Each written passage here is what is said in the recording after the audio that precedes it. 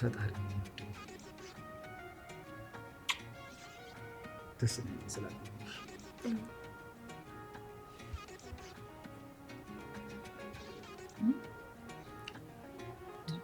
ምን ነው ደግሞ እንደዚህ አይነሽ ቅልጥ ያለ መቼም በጣም ስታፈቅሪ ነው ድሮ እንደዚህ አይነሽ አሁን በጣም እያፈቀርሽ ነው ማለት ነው።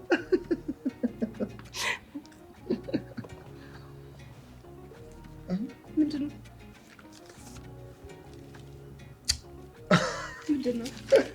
አስታወሽ? ይሄ ድሮ ላንቺ ነበረ መጽፈች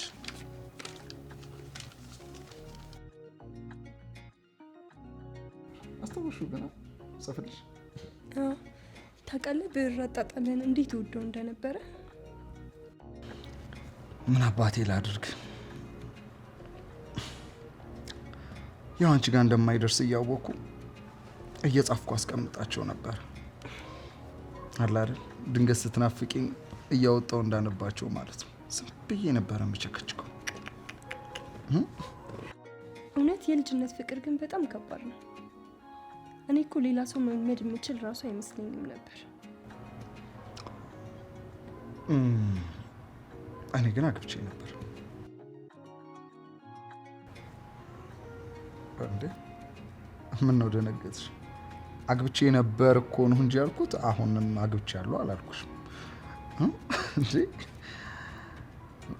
ምን መሰለሽ በቤተሰብ የተዳረችልኝ ልጅ ናት ያገባኋት።